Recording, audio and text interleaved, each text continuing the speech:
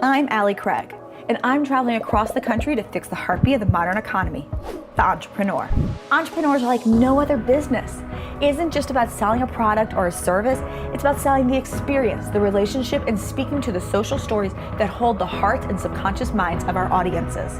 And it's these fledgling brands that must be designed as much for their audiences as it is for their authors if they're going to break the statistics and make bank. Having fixed countless brands over the last 20 years and worked with hundreds more entrepreneurs, founders, and startups, I know that I need to do something radical to get these brands and their founders back on track. Because in this age of social media where everyone is a critic as well as an instant expert, your business and audience can boom or backfire overnight.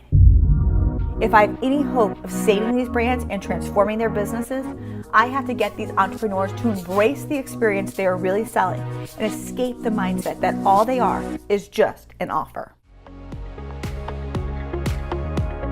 Meet Talmar Anderson, a small business employment advisor who struggles to transform her one-on-one business into a scalable and successful online brand.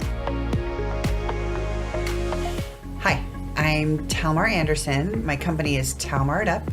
I really help specialize in structure and process and building the systems that will allow a company to really scale and grow.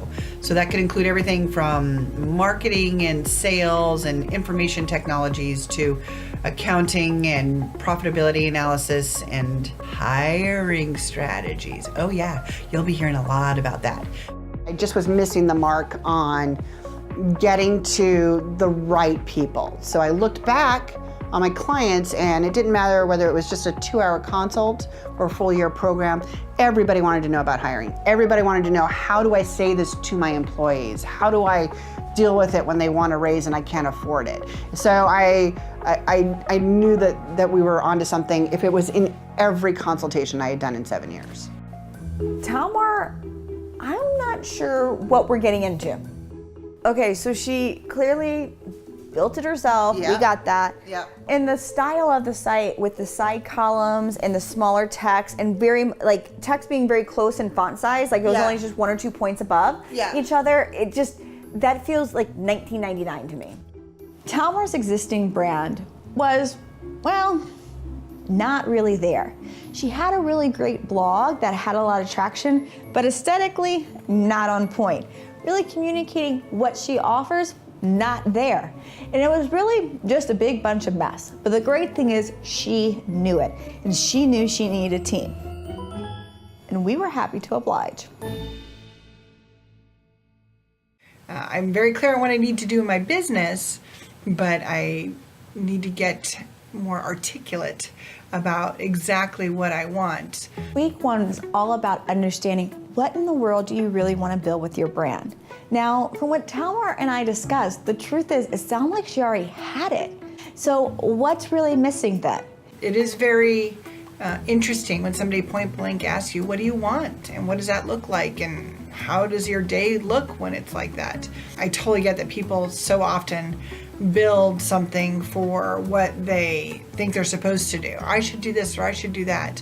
So I want to make sure I'm being true to the things that I want while still serving my audience and still offering this perspective and insight and guidance that I know can be so helpful for my target market. What she talks about, no one else talks about, but it's so needed. So the opportunities are there if she is willing to really step in and own what it is to be the boss. Think about myself. I'm a bossy person. I want what I want, but I'm not always good about prioritizing time and energy for myself and building a life around making sure that I get that.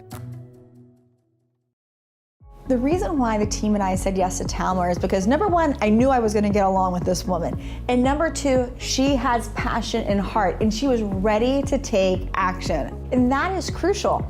The ironic thing though is she almost wasn't on the show because she never responded to our email saying, hey, we'd love for you to be in. And a week later, I had to message her and be like, so are you in or are you not? Part of going through this process of the Fix My Brand is so that somebody will be pushing me and saying, okay, they're here, they're ready, they've got the story. You literally just have to pick up the phone or get on the computer or whatever the issue is, get to the spot. Richard Branson, Oprah Winfrey, Tony Robbins, right? All these people that I know touch in a huge way. If I'm going to help people, I have to come to terms with it, for lack of a nicer way of saying it, right? You know, put on your big girl panties. The people that I can influence and help connect with my image. So we're gonna make sure that we capture that in Orlando when it comes to her photography, but also when it comes to her video work. I'm just not great at going out and doing the PR stuff and asking for the coverage and getting in front of the media. And I'm hopeful that's going to be the thing that kicks me in the pants so that I don't get called out in season 3. The term boss can be misperceived when it comes to society. Because she wants to focus on entrepreneurs and small businesses, because that's where her heart and her passion is, there's a way to be a boss and actually have a heart.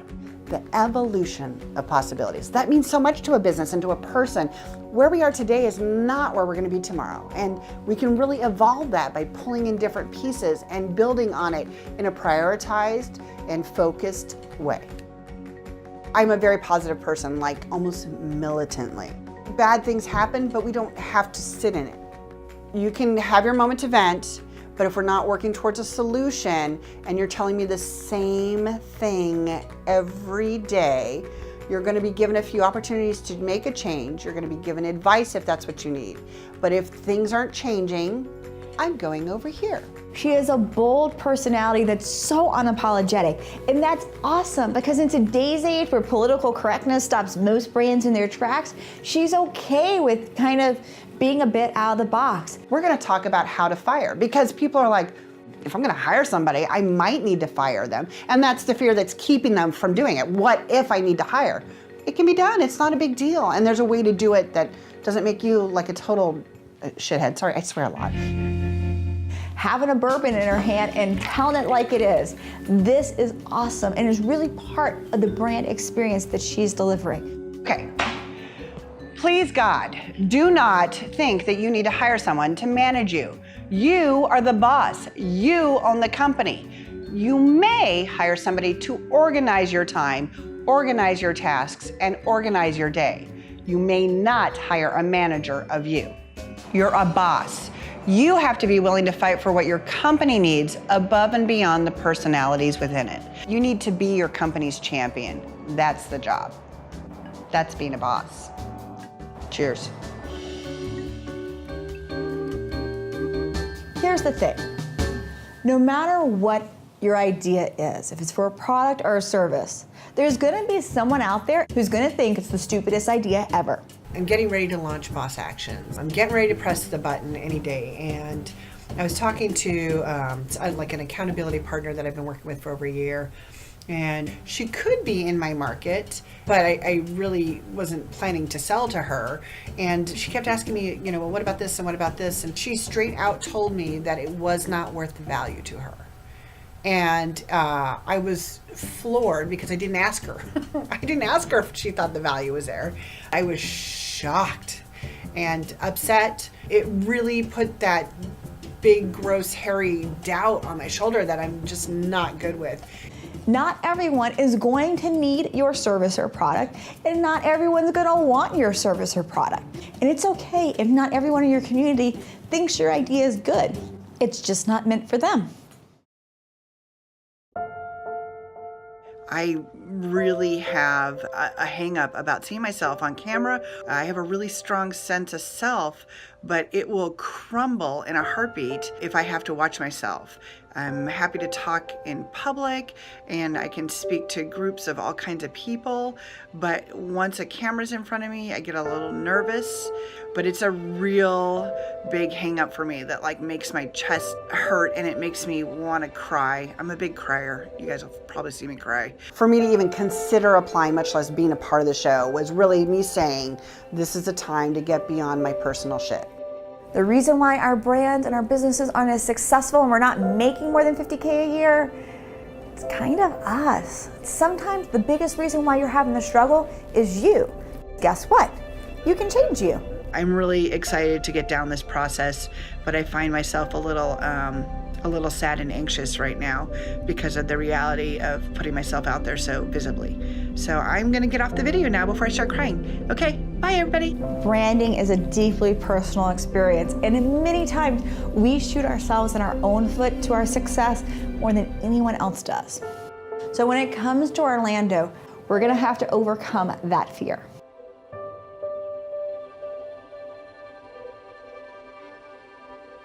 Meet Lisa Reherk, a business consultant who struggles to refine her offers into an optimized and profitable brand. Hi, Fix My Brand. Whoop, whoop. I am so excited to get started with this. When I first met Lisa during this interview process, she is no nonsense all the way, but yet she's total fun, and both came through and through. So here I am, ready to record my intro video for Fix My Brand. Whoop, whoop. All right. She's personality. My name's Lisa Reherk. I have a company called Win the Business, and we essentially are a consultancy and a support services team that helps businesses that respond to requests for proposal or RFPs. We help them increase their win percentage. And I'm looking to go bigger and bigger and bigger. Let's be honest, RFPs, what in the world is that? And I actually had to Google it to know what in the world she actually did. It's a little confused. Does she want it to be a brand about her? Or is it really a brand about RFPs? Or is it really a brand about sales and strategies for anybody? Yeah. The aesthetics point of view as well, looking at her old site, to me it seems very flouncy and very... There's a lot of color. A lot of color. But you know what there's a lot of? Bad, like, cutout graphics where they took out her head and they, superimposed a different background. I hate that. God, it looks so cheap. It's like the number one thing to say, I'm cheap. Yeah. She has great street cred. So why in the world is her brand not more profitable? I wanted to uncover that. And more importantly, I wanted to fix it. Week 1 is all around focusing on getting to know what each of the brands really want. She was talking all business all the time. And she even said it, she's a business junkie. I am a business junkie. I got the entrepreneurial bug. So I said, this is where I belong. This is where I am supposed to be. It's absolutely my passion to own my own business. At no point did she talk about herself as a woman, as an individual. And if we only build a brand completely based off of business success only, it's not a successful brand. I love the visual look of my brand right now. I have an amazing graphic designer who's done my brands, and there's been several of them over the years. She's done the visual, and I love, love, love my brand. So there's a, oh, holy shit, like what if it's not gonna be as cool, and what if it's not gonna be as bold and as impactful? She loves the design, she loves the color palette, she loves the verbiage, but yet she has pieces. None of it actually cohesively works together. I piece things together, so like I'll do the business card over here, and I'll name my company over here, and then maybe I'll do a logo, and then once that's all done, I'll find somebody to do the business cards. And does it work? No. Who cares if you love your logo because you love how the L and the R go together if it doesn't convey to the audience that actually pays you money that you are the powerhouse person, the go-to expert for your field. Getting rid of and releasing things that we personally love because it doesn't actually best serve what we want moving forward is a struggle every single brand has, and Lisa is no exception to this. Holy shit, Allie's just really good at this. I have piecemealed my brand together, and this is all pulling it all together at once and doing everything at once so that it's cohesive. Allie just getting it so quickly, then helping me understand all of the pieces of the puzzle that I need to think about. That's huge and freaking amazing. Yeah, amazing. If you look at the Neary profile, Lisa is a total New Yorker. I knew it from the time we met via Zoom to actually do the interview process. I was like, you are a New York girl all the way. And ironically, she actually loves New York City as well. So a New York personality is so strong, almost to the point of being intimidating. stodgy corporate super professional, buttoned up. That is not what I am about. You know what? I cuss on stage sometimes. I like my brand being fun and exciting. Though Lisa may feel personally all of her power doesn't come across, from everyone else's perspective, it totally does. Now, the truth is, she just has to believe it. And so I have a little bit of resistance around my brand getting too stodgy and too corporate-y. I don't want that. I want people to be attracted because they like the fun and the simplicity and the efficiency of it, and the boldness and the direct, because I'm very direct with my clients, and I want that to all be portrayed. So a little bit of resistance around how are we gonna make this a professional company without it being a professional, stodgy, corporate bore. Her brand experience really needs to invoke trust. The truth is that her clients who are looking to create RFPs are naturally already overwhelmed by them. It's kind of like when you hear it's time to do your taxes. I am one of the unique people that actually loves RFPs. So I learned how to love RFPs, and I did learn also that they don't have to be so hard. Are they going to be hard in a way? Sure, because we're dealing with a time frame, there's a lot of information, but what can we do to make it simpler for you to have more success with it? That's why I am in this business now. So we need to bring fun and a little bit of her more social personality into her brand. How are you going to differentiate yourself against the competition and have, for the love of Pete, have some personality, right? We are staying away from all things that are classic corporate because she's not corporate, but she is professional. And her clients aren't corporate either. So we need to make sure that we're always constantly showing her professional, balanced off with her fun and kind of spunky personality. If we do that, her brand will always be on point for her. I have a lot of quirks, and I am very loud and proud about tossing them out there. I'm not somebody that likes to hide. On one level, she's very loud, very bold, very naturally attention receiving. I'm not somebody that likes to be something that I'm not. I spent a lot of years doing that, and I realized, hey, you know what? If you like me, and we'll work together. If you don't, and my style and my directness and my shit damn cussing every now and then doesn't resonate with you, then it's not a good fit and you can go somewhere else.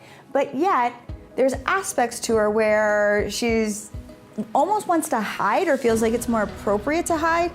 You know, I don't like the way I look. I'm sure a gazillion people can relate to that. I don't mind being on video, but I don't love the way I look. So I've got some serious resistance to thinking about the video shoot and the photo shoot coming up.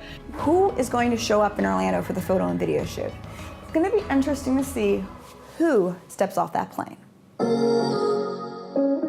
At the end of the first 6 weeks, all brands will meet in Orlando to pull all the pieces together. This is a fully immersive crash course on all things branding. Every single visual and verbal we create communicates their unique brand message.